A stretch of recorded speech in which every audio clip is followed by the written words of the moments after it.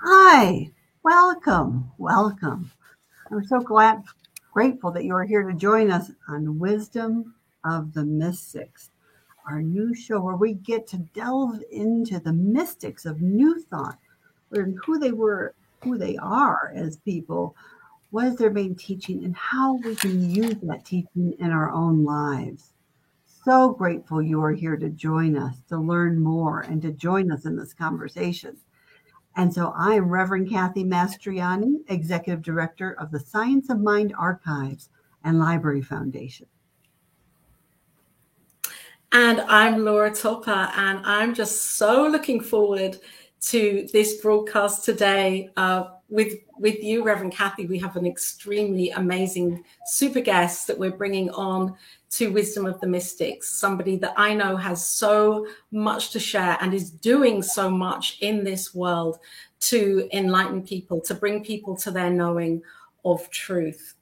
So today we are bringing on Reverend Dr. Temple Hayes, somebody that I know so beautiful, her message as a global spiritual leader and author and a true difference maker. She has been known to be like a Tibetan master for our times. Oh, I love that.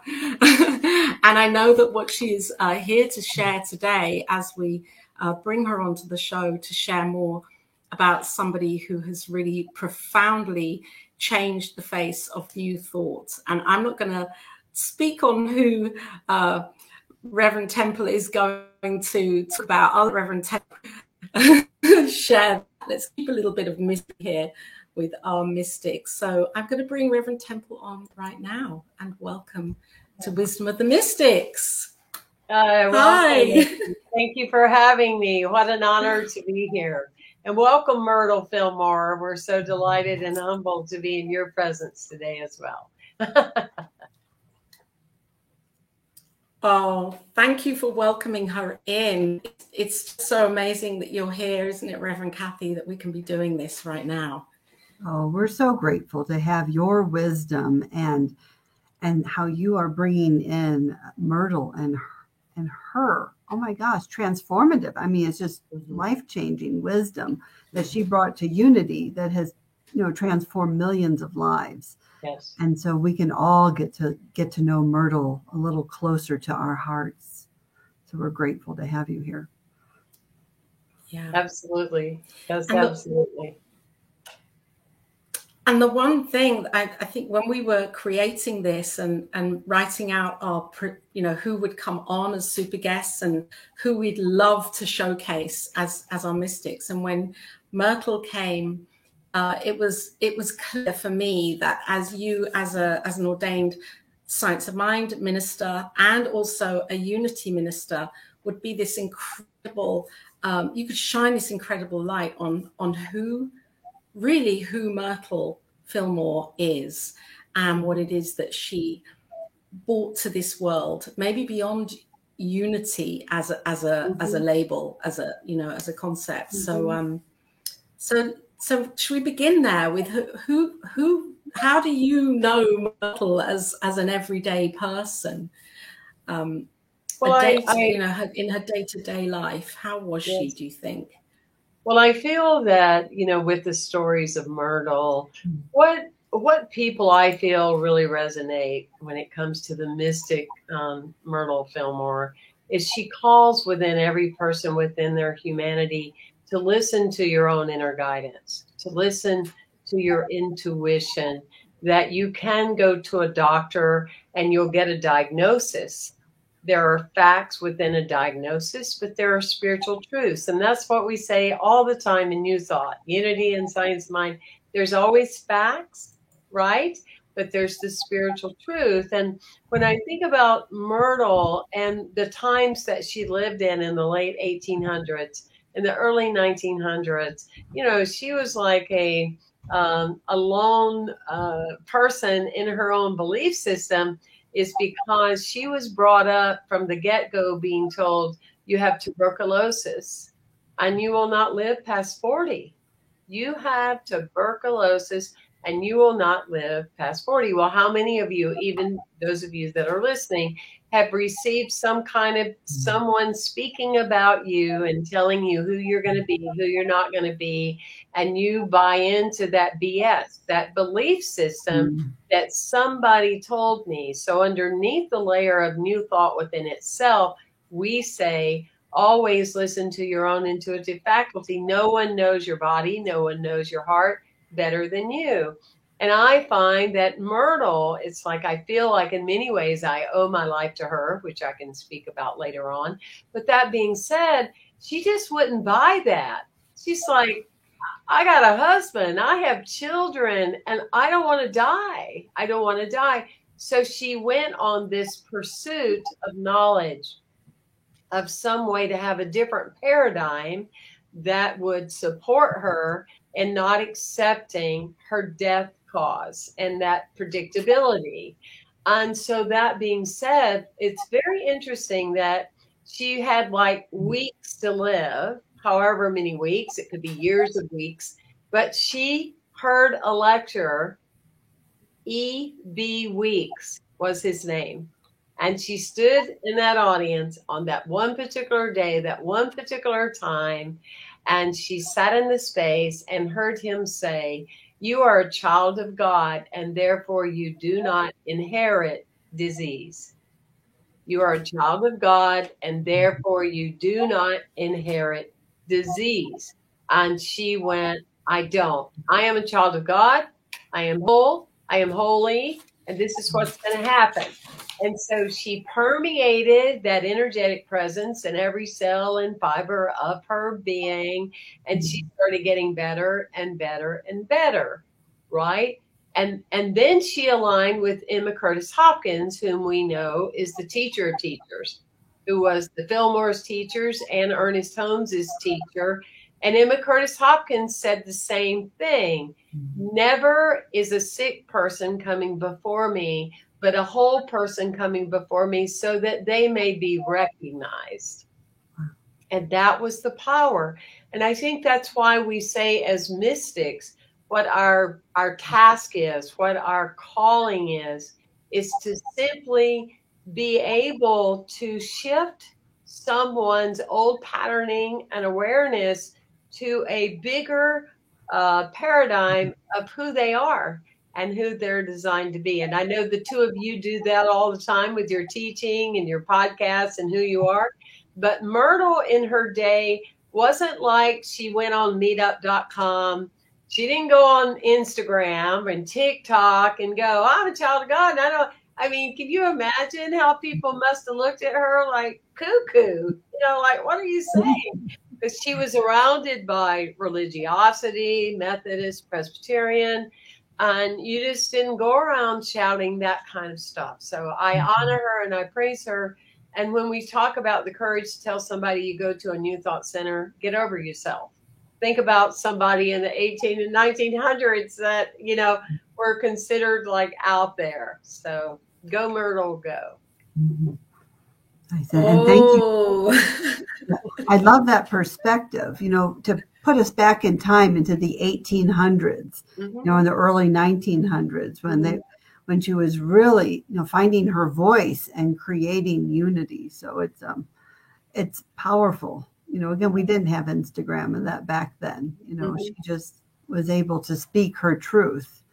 And I just got shivers when you were saying that, you know, she heard, I am a child of God. And I mean, it was that alignment, that awakening, that quickening, you know, of her soul when she felt and expressed that. Absolutely. And it's very interesting in my own life that I would stay with my grandparents, my maternal grandparents. And I tell you what, they were all about the doctor. You know, going to doctor to them was like some people would consider going to Disneyland. And we would load up every week and get in that Ford Galaxy car. And Mama and Papa, we'd go down and the doctor would say, here's what's going to happen. Here's how you're going to be. Here's how you're going to feel. So I grew up going, doctors are my last resort. You know, I am not into somebody telling me how I'm going to be and how I'm going to turn out. So much so that I would go to see my pediatrician if I had a cold or something. And here I am, 15, 16, 17 years old, sitting in a lobby with babies and pregnant mothers until my pediatrician said, Temple Hayes, you got to get out of here. You're too old to be coming to me. But I just didn't want somebody telling me what was going to happen. And, and a lot of you relate. I mean, my parents were saying, you're going to have allergies like your grandmother. You're going to probably have a hysterectomy like your aunt. I'm 14 years old. I don't even know how to pronounce the word. Still hardly don't. You're going to have all these things. And they were saying, you're going to be like this and you're going to be like that. And we call that your DNA. You're doing and never asking. You're doing and never asking, because we know in our society today, and you know it, Laura, you know it, Catherine, we can transform our DNA. It doesn't have to be our truth. It's both and. We listen. It's a measure. It's I need to be more well-intentioned, etc. But I can exceed that. And here's this woman getting this data everywhere she goes. Ma'am, you have tuberculosis and you're going to die. I mean, the thing about Myrtle, not only did she overcome and never succumb to tuberculosis, she doubled her life expectancy.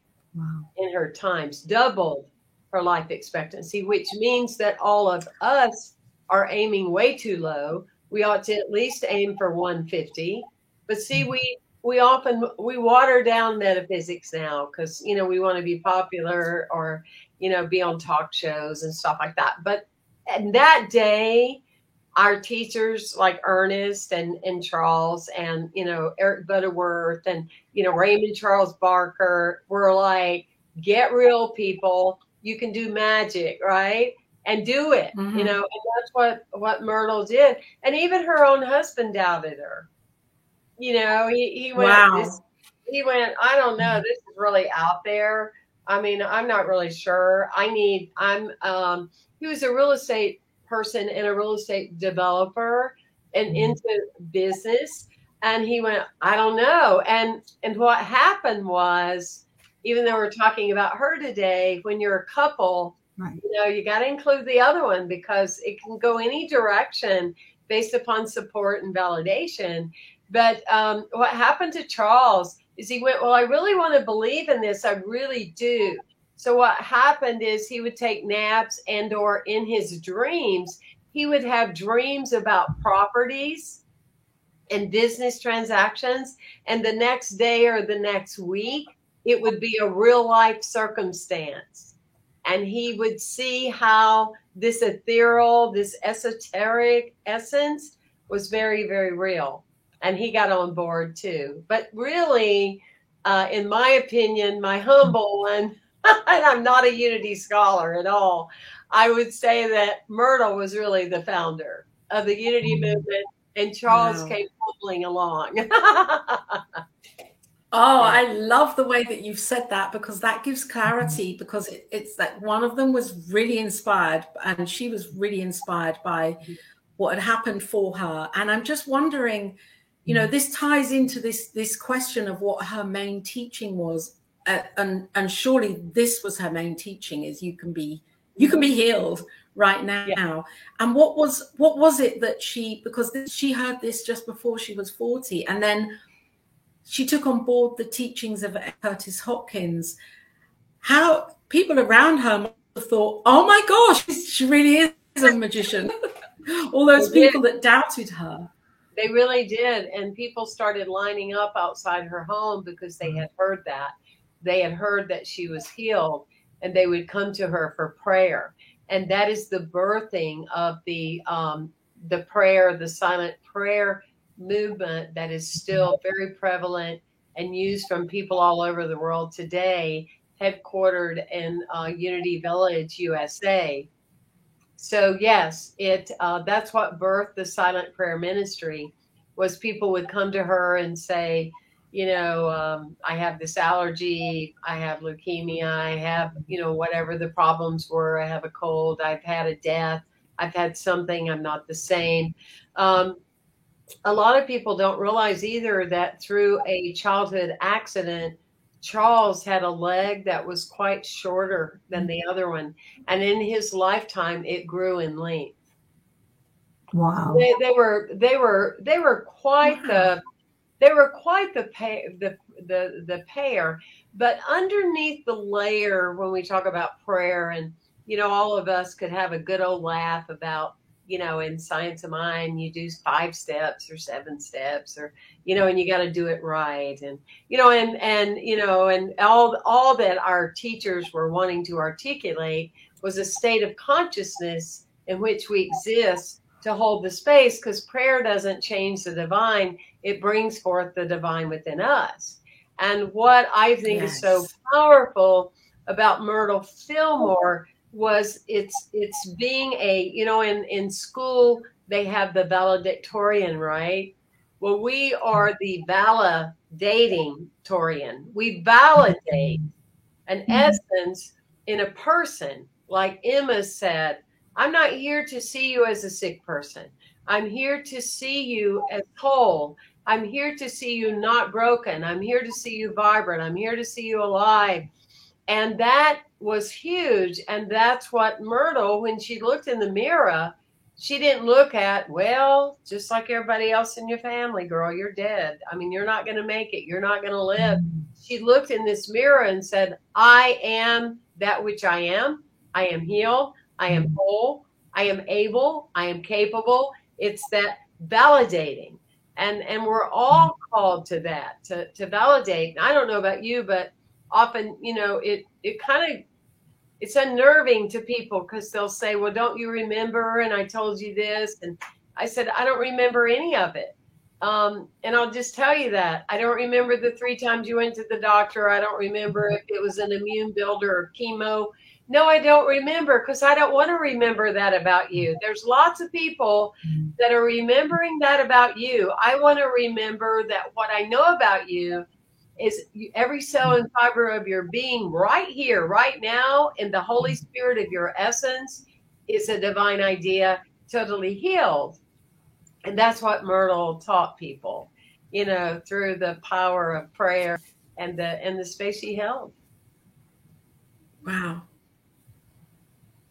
It's amazing to hear, isn't it, Reverend Kathy, just to hear all of this and this information, which we wouldn't always think we could just get from a book. So great that you're here sharing it all with us. Thank you. Yeah, absolutely. But I feel it. Yeah. I mean, as you're speaking, I actually really feel Myrtle speaking through you. I feel her teaching, which is, so what a blessing, and to me, that is the teaching too, is like, how can we transfer that teaching, to others and share it with others? And I think you're just doing such an amazing job, Reverend. Oh, well, that's very kind. And there are many established Unity scholars that would have, so much more history to share. But to me, it's about, what are our great takeaways?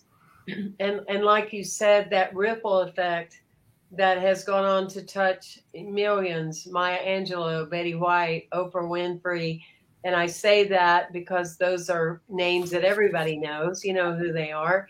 But just in everyday life, the people that by the very nature of her life has transformed. There's been many a person that their x-ray said one thing or their PET scan, and through the work, through the teaching, through the learning of Myrtle's writings, right, and what she represented, they would then go back and nothing shows on that PET scan. Nothing shows. A tumor is benign. In my case, it was admitting that I had adapted the ways of my grandfather in being a really, really good, successful alcoholic. I mean, I was really good at it. I mean, like memory loss, like, found on the side of the road kind of alcoholic. And what it did for me in that instantaneous healing that I had 34 years ago, and that's not how I will identify myself. I was in Fort Lauderdale. I was in religious science ministerial training, and I got this download, this mystical vision in the night. Now, I had been to jail twice, and that was part of the problem. I would be a mess. I would drive my car into a tree, but then I would go win a trophy and be an All-American, or I'd make the newspaper. Do you know what I mean? And so even though it was messy, I was living in an American system of what does your bio say? And that means you're successful. They weren't really looking at the psychology of my cries and my woos and my woes. But that being said, I had this instantaneous healing that I never wanted another drink again in my life. But what Myrtle did for me is making me realize that I didn't want my DNA to be beyond the doing and never asking. I wasn't just going to be a person that didn't drink, that battled and said, oh my gosh, it's just so hard and it's a struggle. But I re-identified myself. I resurrected. I wanted to know in advance, in that template, in that advanced look, that future vision of me, there was no misery, there was no longing, there was no wishing I could, there was no, I have to go to a meeting 5 times a day, though I'm not making you wrong if that's your place. But I went, no, I gave 15 years of this to my life, and I don't want to keep living in that anymore. And that was the gift of Myrtle's teachings to me, because she said, I'm a child of God, did not inherit disease. Let's move on. I want to focus on other things now. The other thing about her, because I love names, is her maiden name is Page. And so she went on to write one of the most of its times famous magazines called Wisdom for Children. So she became a very successful writer. We Wisdom. It's a magazine series for children. And anyone can go to We Wisdom. We Wisdom. Right. WEE. Wow. We Wisdom. And she did that for years and years and years. And anyone can go to unity.org and research Unity archives. But an excellent writer. And the other thing that I find is not talked about enough with the Fillmores or with Ernest Holmes is they were shamanic. I mean, to me, they were shamanic, meaning they had this. Well, the path of a shaman are 2 words: infinity and wholeness. Wow. But their deep love is of nature, loving nature. And I know Ernest Holmes, I've heard stories about where he'd bring kids and get them to take a photograph of a tree and ask them, what would the tree say to you? And, Ernest loved animals. I remember the story. I get goosebumps to this day that Ernest Holmes lived in a 2-story home, and he would haul his German Shepherd up and down the stairs. It makes me cry because the dog was so aged. And people would say, Ernest, why don't you put that dog down? And Ernest looked at them and said, would you put your mother down? Is that what you would do? Would you put your mother down? So the mystics of New Thought really believed in the power of life and all sentient beings. They had that respect, in my opinion, and the research I've done, because those are the things that are interesting to me, is life rights and the rights of all things to live. And they were, they had the 1,400 acres of land. they had the what they call organic. Now, that's a fancy way of saying you grew it. You know what's in it. But they had animals and all kind of animals. And on the grounds today, same grounds, you can go and see 20 deer and the turkeys, and there's just the presence of life. And they built their whole lifestyle around that. And the Fillmores were vegan. People didn't even know how to spell that then, but they were. And they attributed that lifestyle to their vibrancy, to their vitality, to their youth. People talk about it now like it's a brand new thing, but no, it hasn't been.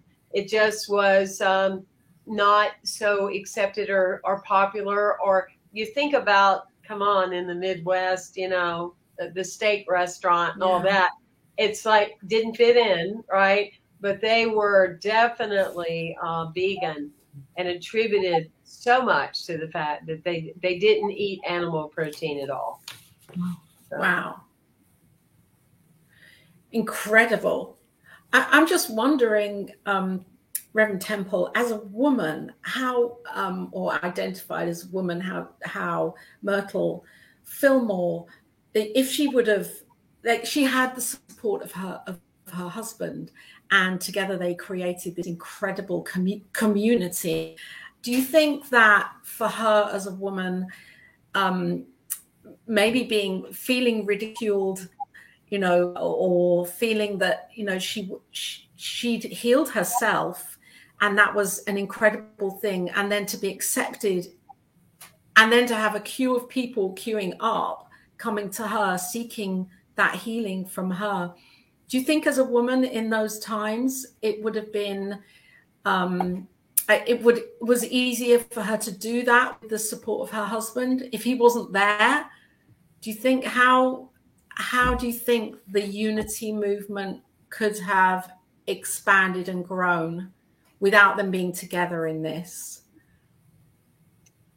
Yeah, that is a great question, and I'm not just saying that because that's etiquette of what your answer is when somebody asks you a question. Her whole family supported her. Her children, one of her children is the one that's responsible for the architecture there at Unity Village. And if you haven't gone to Unity Village, I know a lot of years ago with Association of Global New Thought, a lot of the CSL leaders and Science of Mind individuals went to the village, and they were just spellbound because that alone, the way they built the structure, the way they built the buildings underneath for tornadoes and things like that, the fountains, the architecture of the Italian of the Renaissance is like phenomenal. So her children, not only was Charles on board with her and supportive, but her children were as well. And there's no doubt about it that they walked hand in hand. And because she brought the healing component and the teaching component, and yet so did Charles, but together they had the Thought magazine. I believe it was called the New Thought magazine, very popular, and they did radio and things like that. So absolutely, it was two is more than one, all the way around. It was just in the very beginning that Charles is like, I need proof. I want to stand by something. But after that, he was fully on board. He accentuated her, she accentuated him, and they were, two peas in a pod, and are really, really supportive of each other and bringing that solid energy of a family. I think that was very powerful in those days as well. Now we have all types of blended families, and they're beautiful too. But having that strength as a couple standing for what they believed. And the other area that, they said that like Myrtle would say is, or Charles would say is when they were, they went through the Depression together. I mean, they went through the bubonic plague. I mean, come on. There were a lot of things going on. Sound familiar? Here we are again in our cycle. How appropriate that you're bringing in Myrtle and Emma and all the mystics, because we're here again. We'll cycle again, but now we're the leaders. Yes. We're the Fillmores and we're the Emma Curtis Hopkins right now as we speak, us three women. We're saying, hey, people, look, this is a cycle.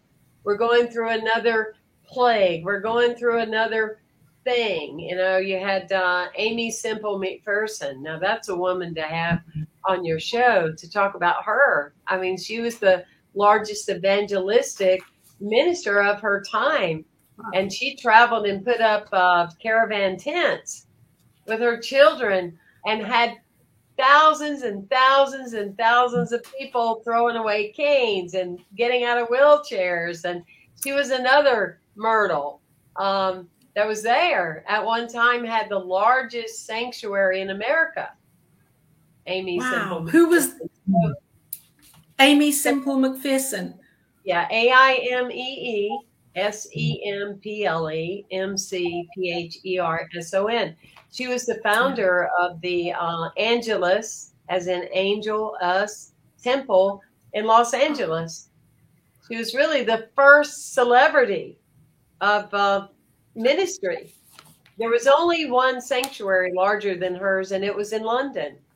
And so, again, it's so phenomenal to hear about these people, and especially now.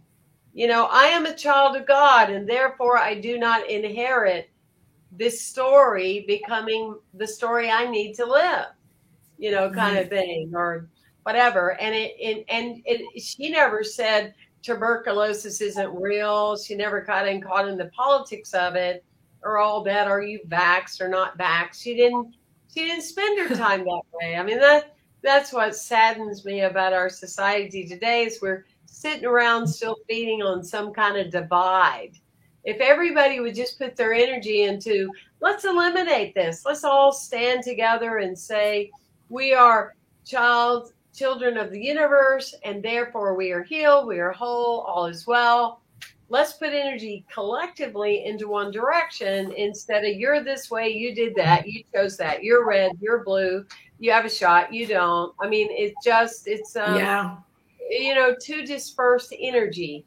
And I think absolutely when we get back to why we still quote Lessons in Truth with Emily Cady, let's talk about Myrtle, let's talk about Charles or Ernest, and all the other greats in CSL and Unity. They were clear. They were clear teachers. They didn't say, wonder who's going to come and not come, and I'm ahead of them or behind them, or I'm more advanced than they were. They were just clear in their simplicity, of what they taught. And they would bring many people. And that is what Myrtle Fillmore said, is that, in life, I have made the greatest discovery. And she was alluding to the fact of how every aspect of her life was connected. And she affirmed all the organs and all the emotions and all the psychology and everything being one unit in its wholeness. Wow. Thank you. And I think that beautifully flows into, which you may have answered, but sometimes hearing it again as a question is, what did Myrtle really discover? So you beautifully described that, but what was that? What was that discovery of hers? Well, in my own Temple Hayes humble opinion, I would say the individuation of spirit and the necessity to do so, to really be that self-actualized human being, and to allow the intuitive faculty, the GPS, the God personalized system within one essence of being, to honor that and listen to it accordingly and make choices. And because a lot of times, all three of us, those choices aren't necessarily the most popular. But until yes, person is utilizing their own highway, their own guidance, their struggle, their suffering, there's, that kind of thing. And I find, Emma Curtis Hopkins, I believe it was Ken Gordon actually that was telling me this, the former leader of CSL. He was saying that, Emma Curtis Hopkins said there's 3 reasons that keep people from moving forward. One is willfulness, having a strong will, probably a nice way of saying, or you're just a stubborn person, and the second one was, it's got to be hard. You believe in that it's got to be hard. And the third is needing recognition. We live in a time where, if I didn't have enough likes on YouTube, maybe I didn't have much to say, or people don't like me, or I'm not the largest on my Facebook following or whatever. And Myrtle just lived as an actualized spirit of the divine and had no agenda about being popular or anything, just going and guiding the steps as a visionary of what was before her and what she was supposed to do. No, thank you. That's beautiful. Mm-hmm. And that's quite challenging, I would say, to be that. She was stubborn in her own way, so she was moving forwards, being stubborn in what she'd realized and what she knew. She couldn't turn back. And I think that's such a powerful message for us today. I don't know how I know, I'm sure I'm feeling this right now, that we need to hear this more, to look at these people that have realized and who've had these experiences and not turned back, because it couldn't have been easy for her. There must have been challenges along the way through that that led her to question it again and again, and to stand firm in her own truth and her belief of what she knew to be true. And I'm so pleased that you've brought this forward, because it's like it can be so easy to stay under the duvet and ignore that, and we need that as humanity. We need that right now, to remember that, to stand in our truth, in the truth that we know. Absolutely. Absolutely. And in some ways it would have been, only to our imagination, because we weren't there, or if we were, we don't recall it in our current incarnation. But, it could have been difficult because, again, of the lack of at social meetups and, all the things that we do now. It could have been difficult. But on the other hand, in some ways, it would have been easier because, one of the hardships that we face today are we can be notified if we choose to. We're notified 24/7 of some kind of problem at any given moment, at any given second. And we're just broken with breaking news.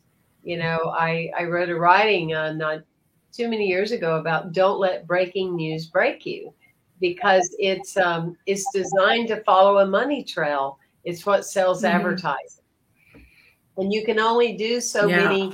Well, so-and-so was healed today, and so-and-so's happy today, and so-and-so's been married for 50 years. You don't see much of that. It's like survival. Oh, now a tsunami. Oh, if you get through the tsunami, you're going to have a snowstorm. If you survive the snowstorm, the cow's going to fall on you. And if you survive everything, you can come to Florida and a shark is going to eat you. And we haven't had any shark attacks. We've had like 800 since 1900, but they don't tell you that. It's all fear-based. It's all let's program you. And you add all that to the recent pandemic. See, they didn't hear all these stories of fear all the time, because from one city to the other, it was only the one they traveled to where there was knowledge. And so I can see where it had its ups and its challenges. And that's our thing today. You know, Ralph Waldo Emerson in the late 1800s said, be cautious of the news. And that was long before it was everywhere you are, you know, and how you train your mind, right? Yes, absolutely. And what we're succumbed to, it takes a lot of strength, doesn't it, to stay in that knowing and stay in the light. Yep. Yeah. And that, you know, was it Einstein? Was it Einstein that said, I'm talking to two scholars today. Was it Einstein that said you cannot hold two conflicting ideas at the same time? Wasn't it? Wasn't it Einstein that said that? And, you know, and that's what Myrtle, that's what she was saying. Mm-hmm. You can't be whole and broken at the same time. You can't be making life's discovery and dying at the same time. You're going to be alive. If you're discovering life, you're alive. You're vibrant. You age, but you don't get old. You know, neither one of them got old. They aged. And so there's so much more to as examples, not as what they taught. We have a lot of people teaching stuff, but they're not examples. They just talk. You know what I mean? Like walk the talk. But they were walking their talk. Wow. Which was so powerful. And that's how unity really took off, you know. So powerful. They were personal examples of it, you know, like you said, walking their talk and showing it to the world and then attracting those to them too. And then, again, I mean, the show Wisdom of the Mystics, that what is, you know, being a mystic, you know, we're all mystics on some level. Totally. And they were able to teach people to access their own mystical experience with the divine, which helped it to kind of grow and expand too in the world. Absolutely. Yeah, we certainly all have become mystics now. Yeah. Because even my dog is saying, I'm a mystic too. Yeah, no doubt. Oh, thank you so much for being here. Reverend Dr. Temple Hayes, it's just a joy to be listening and soaking all of this up as you bring in Myrtle Fillmore, who was the co-founder of Unity with her husband, Charles Fillmore, and to hear her story and to hear of her, well, they're not struggles, they're life. It's her life and what she went through to bring this teaching that she knew, her revelation, to bring her revelation. So I have a question, just out of interest. Was she a religious person? Would you have said she was, before this happened, that she had faith or she had belief, or that she was religious, practicing a religion? I don't know that they had that word then, but I would say that she was spiritual. I mean, religious. Spiritual, yeah. A religious person is a person that the fish, you know, like the graphics, the fish is swimming in the aquarium. Yes. The spiritual person is the person swimming outside the aquarium. So I would call her spiritual. And in that, you know, it was still the language of that day. Everything was he. Everything was man. Yes. And all of that. We've upgraded the language in today's times, but back then everything was patriarchal and, you know, things like that. I so apologize for my dog. He's a Leo. It's lovely. So I guess he wanted his opinion to matter. But Myrtle Fillmore had great faith. And there was a group of people in the early days that were complaining that they were out of funds. And somebody said, well, I hope our pennies don't work out, run out, or I hope our money doesn't work out. And she goes, that's irrelevant. You better hope your faith doesn't run out. It's about your faith running out. Oh, wow. Right. So a profound woman that would stand there and invoke, you know, the presence and power of faith. Wow. That's so powerful. That's a teaching in itself. That's a whole other show. And I think it can lead into a question of how is this teaching practical and applicable for people today? How can people who are listening to this and learning about Myrtle, how can they take Myrtle's teaching and use it in their day-to-day life right now with what's going on in the world? Well, there couldn't be a better time than now to practice a lot. Right? Just, waking up every morning and saying, I now declare I'm an original idea. I use my own mind, and I am not swayed by the emotions or the uncertainty of this world. I am whole. I am holy. I am well. I am in all is well in my soul. And that's been a real shift for me in the evolution of even my own life, from the need to deal with, as Ernest Holmes would say, the spiritual psychology, but at the same time value the truth of seeing you as, and seeing myself as I am whole. That's where I start, as whole. Yes. Not as wounded, not as, yes, the shadows are there. Yes, the challenges we've overcome are there. But the greater essence of the template of the divine is I am holy. And when we live in that, then we also change our language. We stop saying those crazy people. We start talking about a world that is so messed up. It really brings me to tears when I hear leaders and pastors and teachers calling our world crazy when they're teaching, on Tuesday night, the power of affirmation. I'm like, come on, we must really align with invoking the wholeness, because the news is not the world. The what sells, advertising, that has very little to do with the world. Anywhere you travel, anywhere in the world, it's beautiful, it's magical, it's majestic, it's all that. And it's not the world that we see on a immediate, urgent notification. One more person hurt another person. And does it mean that those things don't exist? No. Does it mean that they don't exist? But a small percent compared to the wholeness and well-being of universal law. And I really would love people to just stop saying that while they're teaching affirmations on Tuesday night. Just stop it. Just get a big old can of shut up and stop calling our world messed up or crazy. We don't need that. We must come from a much higher vibration than the norm of what we see. I mean, my teacher, Dr. Bill Tolliver, oh my God, he was a character. And, he would say, you can't be average. Average is the worst of the best and the best of the worst. Who wants to be average? That's what I applaud.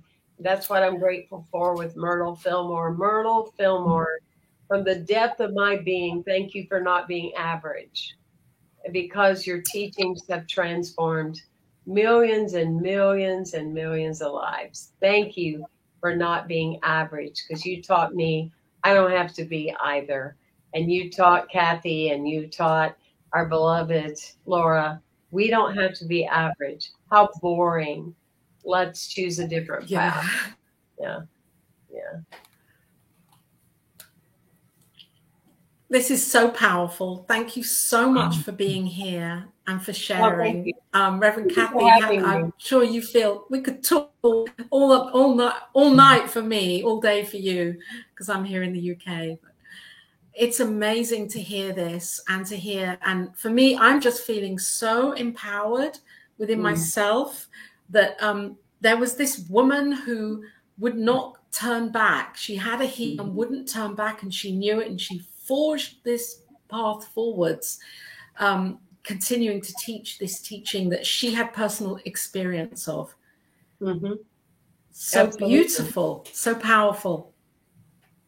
Thank you. Well, I really thank you for having me. I was honored that you asked me And it's been a pleasure to sit with both of you today and be in your presence. No, thank you very much. And I love, it's so inspiring how this Myrtle's teaching has touched and transformed your life. Oh, yeah. You know, and how you're going out in the world and showing up and sharing your teaching, you know, which, you know, again, is that ripple effect out into the world. Is there any particular, do you have any programs or anything that you're doing right now that you would like to share? Well, I have lots of things that I teach, and I am the founder of the Institute for Leadership and Lifelong Learning. And you can access any of that through templehayes.com. But I bring in a lot of the shamanic teachings into a lot of things that I teach. And I work with spiritual leaders and working with sacred archetypes and those kind of things. So, yeah, you can find me easy on Google. Oh, yes. And your website's here, templehayes.com, and we put it in the blurb underneath this show. So that's there forever. People can find you through that. And you're on Facebook as well, I know. And an incredible teacher and leader and doing incredible things with AGNT as well, which I love the AGNT website, by the way. I love it. I do too. It's great. It really Association is. of Global New Thought. Because we're in this time of peace right now, recognizing peace for ourselves and for our planet. Beautiful. Yeah, we're in the throes of the season for nonviolence, the 64 days. That's it. And, so they can go to agnt.today. You also have things at the New Thought Network. You know, yes, founder Robert Brzezinski was.